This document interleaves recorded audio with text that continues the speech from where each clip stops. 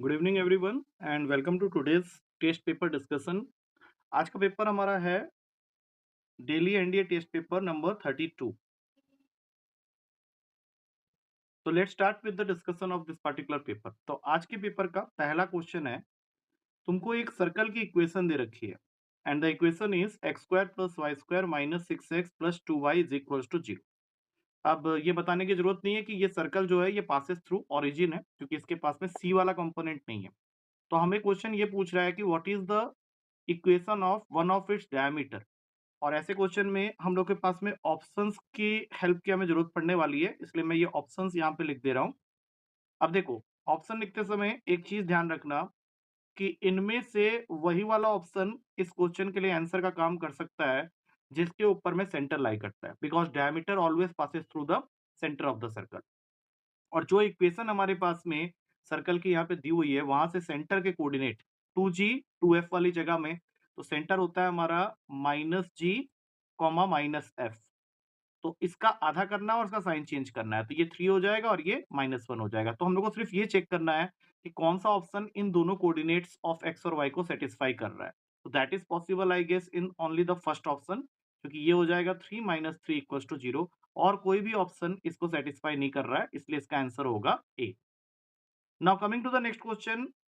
Question तुम्हें कह रहा है कि एक सर्कल है which touches the x axis at the point 3,0 and 0,-3। मतलब एक ऐसा सर्कल है जो कि एक्सिस को टच कर रहा है। पहला पॉइंट है 3,0 और दूसरा पॉइंट है 0,-3। दैट मीन्स तुम्हारा सर्कल कुछ इस तरह से बनेगा। ये हो गया 3,0 पॉइंट और ये हो गया 0,-3 पॉइंट, मतलब सर्कल ऐसे करके गया है। तो क्वाइट ऑब्वियस है कि इस सर्कल का जो सेंटर होगा वो यहाँ लाई करेगा और उसका कोऑर्डिनेट हो जाएगा 3,-3, because these are the distances which you have to take.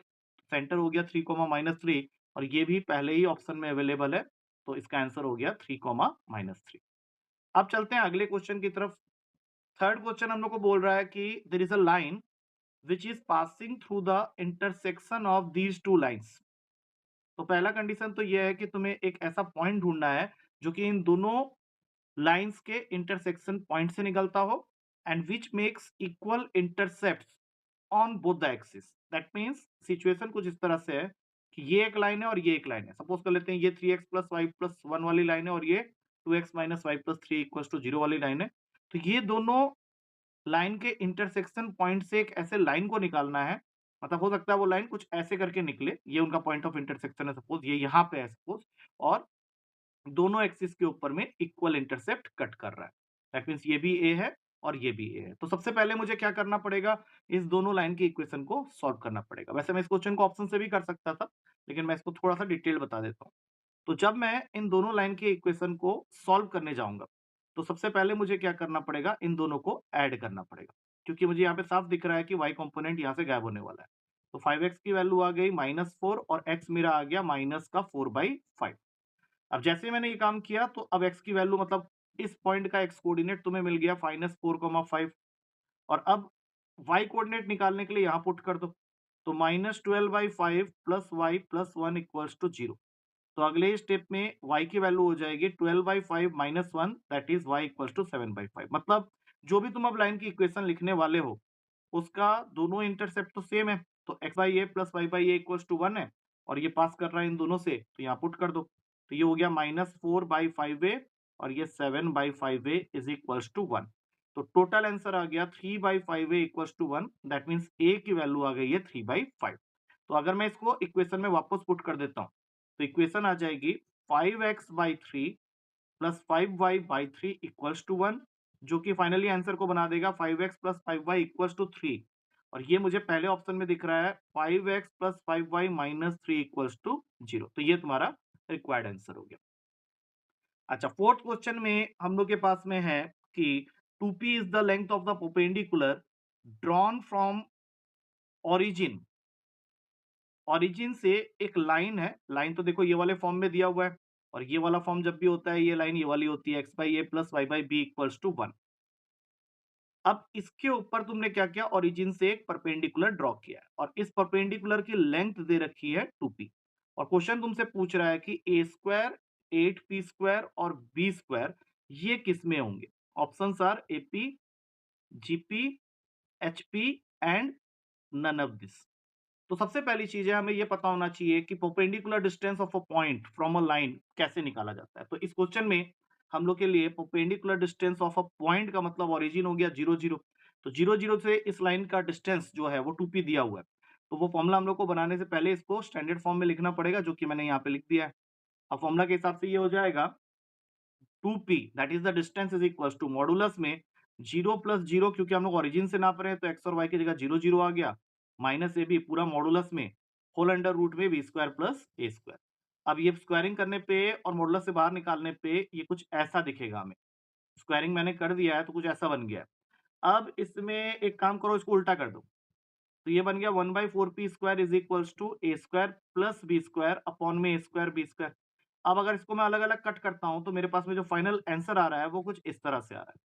और जब ये इस तरह से आ रहा है तो इससे साफ पता चल रहा है कि they are going to be in HP, क्योंकि एचपी के कंडीशन के हिसाब से होता क्या है कि b is equals to 2ac upon a plus c. तो हमारे पास में एबीसी की जगह मान लेते हैं ये तीनों वैल्यूज हैं, ए स्क्वायर, 8p स्क्वायर और बी स्क्वायर। तो अगर मैं 2ac कर रहा हूं तो 2ac का मतलब क्या हो जाएगा, 2 इंटू ए स्क्वायर इंटू बी स्क्वायर।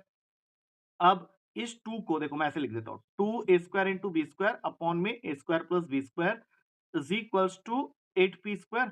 अब ये इसको कट कर देगा और फिर इसको उल्टा करके लिखोगे तो यही वाली चीज वापस आ जाएगी। अब जैसे यहाँ पे क्या आ गया, 4p square is equals to a square b square upon में a square plus b square. और हमारा जो रिजल्ट आया हुआ है वो ठीक इसका उल्टा आया हुआ है। दैट मीन्स ये वाला रिजल्ट आया हुआ है, तो ये किसमें गए, फिर तुम्हारे एचपी में गए, सीधी सी बात है। उसके बाद नेक्स्ट क्वेश्चन आ रहा है ट्रिग्नोमेट्री का। इसमें तुमको दिया हुआ है कि sine of cot inverse x plus one is equals to cos of tan inverse x. और तुमको क्वेश्चन बोल रहा है कि find the value of x.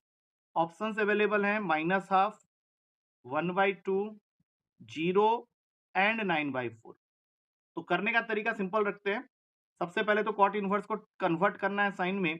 तो ट्रायंगल बना लिया, ये एक्स प्लस वन है, ये वन है। अब इसको सॉल्व कर लो तो ये वाला जो साइड है ये कैलकुलेट करके आ रहा है एक्स प्लस वन का होल स्क्वायर प्लस वन पूरे का अंडर रूट। ये बाद में हम लोग देख लेंगे क्या है। अब इसका अगर साइन इनवर्स में कन्वर्सन करें तो ये बन जाएगा sine of sine inverse 1 upon whole under root में एक्स प्लस वन का होल स्क्वायर प्लस वन। अब इस वाले ट्रायंगल में tan इनवर्स x के हिसाब से ये x हो गया, ये 1 हो गया, तो ऑफ कोर्स सी बात है कि ये रूट 1 प्लस एक्स स्क्वायर होगा। अब इसको cos इनवर्स में कन्वर्ट करने का मतलब हो गया, ये बन जाएगा cos ऑफ अंडर रूट का 1 upon 1 plus 1 upon under root का 1 प्लस एक्स स्क्वायर। अब ये cos ऑफ cos इनवर्स में कैंसिल हो गया, ये साइन इनवर्स के साथ कैंसिल हो गया। अब तुम्हारे पास में जो भी आया है साफ पता चल रहा है कि यहां से अगर मुझे x की वैल्यू निकालनी है तो I have to square both the sides. तो स्क्वायरिंग कर लेते हैं, x को सॉल्व कर लेते हैं। तो यहाँ पे आ गया 1 अपॉन एक्स प्लस वन का होल स्क्वायर प्लस वन और ये 1 अपॉन 1 प्लस एक्स स्क्वायर। सीधा सीधा करके इसको लिख लेते हैं, एक्स प्लस वन का whole square plus one equals to 1 plus x square. Bracket खोल लेते हैं, x square plus one plus 2x plus one is equals to 1 plus x square. अब दोनों साइड से तुम्हारा ये जो है ये कैंसिल होने वाला है, क्योंकि मुझे यहाँ से दिख रहा है कि ये एक्स स्क्वायर प्लस वन तो कैंसिल हो जाएगा तुम्हारा। X square plus one, x square plus one यहाँ से उड़ा दो, 2x की वैल्यू आ गई -1, x की वैल्यू आ गई माइनस का 1/2, जो कि पहले ऑप्शन में अवेलेबल है। अब चलते हैं सिक्स क्वेश्चन में। Six question height and distance का है। इस क्वेश्चन में तुम्हें दिया हुआ है कि ए बी एक वर्टिकल पोल है जिसका ग्राउंड में है ए पॉइंट और बी टॉप में है। It is resting at the end A on the level ground. P is a point on the level ground such that AP is 3 times of AB। ये ध्यान रखना कि इस क्वेश्चन में हमें एक कंडीशन दी हुई है कि AP जो है वो 3 टाइम्स ऑफ AB है। इसको संभाल के रख लेते हैं। अच्छा, उसके बाद है कि C is the mid point. C mid point है AB का एंड दिस पोर्शन CB, ये जो पोर्शन CB है that makes an angle beta eight the point P। और तुमको tan बीटा ही निकालना है। हमें इसके बारे में कुछ नहीं पता तो इसको अल्फा ले लेते हैं।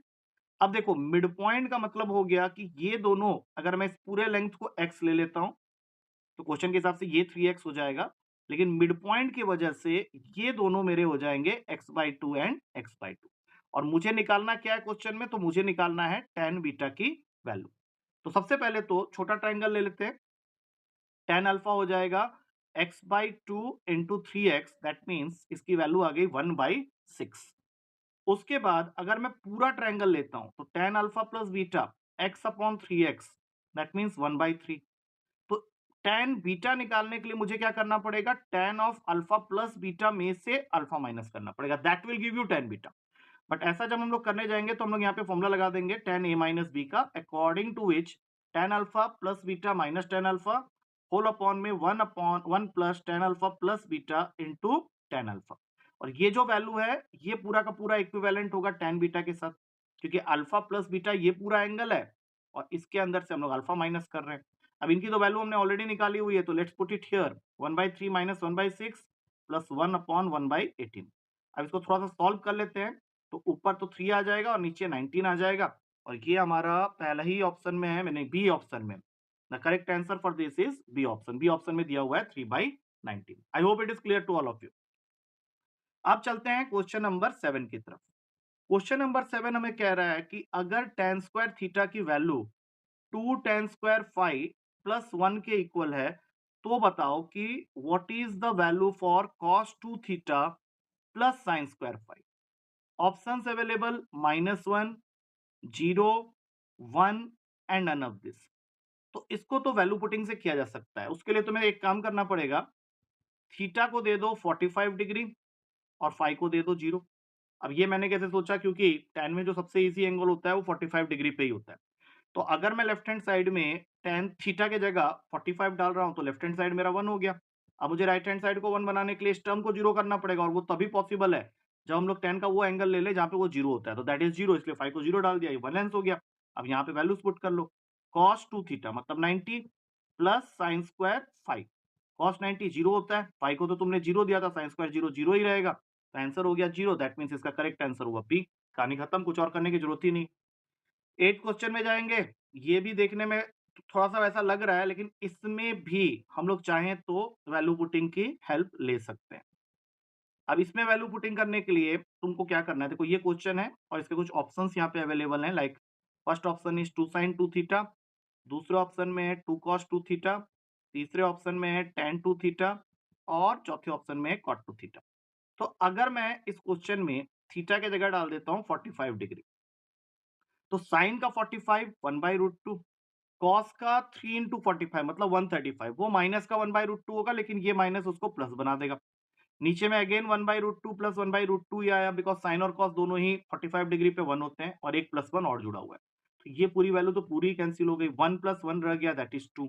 अब हमें ऑप्शन में सिर्फ ये चेक करना है कि किस ऑप्शन में थीटा की जगह 45 डिग्री डालने पे हमें 1 मिल सकता है, तो that is possible only in the first case, क्योंकि ए ऑप्शन में हमारे पास में है 2 sin 2 थीटा, 2 इंटू 45 90, साइन 90 की वैल्यू क्या होती है 1 होती है, और साइन 90 अगर 1 होता है तो 2 इंटू 1 तुम्हारा 2 आ जाएगा, बाकी कोई भी ऑप्शन 2 तुमको नहीं दे रहा है।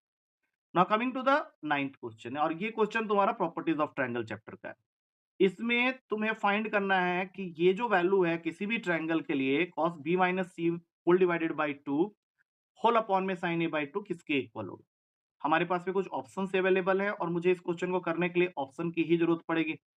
तो जो भी ऑप्शंस अवेलेबल है उसके हिसाब से अगर हम एक एक करके ऑप्शंस चेक करते हैं तो बी ऑप्शन हमारा बिल्कुल सही होगा, क्योंकि बी को हम लोग को रिप्लेस करना पड़ेगा के साइन बी से और सी को रिप्लेस करना पड़ेगा के साइन सी से। नीचे सी ए की जगह के साइन ए लिख लो। अब देखो के कॉमन हो गया, अंदर बचा साइन बी प्लस साइन सी, नीचे के तुमने रखा ही हुआ है साइन ए के साथ में, के और के कैंसिल हो गए। अब हम लोग को ये प्रूफ करना है कि इस पूरे की वैल्यू इसके इक्विवेलेंट है, तो sine b plus sine c का फॉर्मूला होता है 2 sine b plus c by 2 into cos b minus c by 2।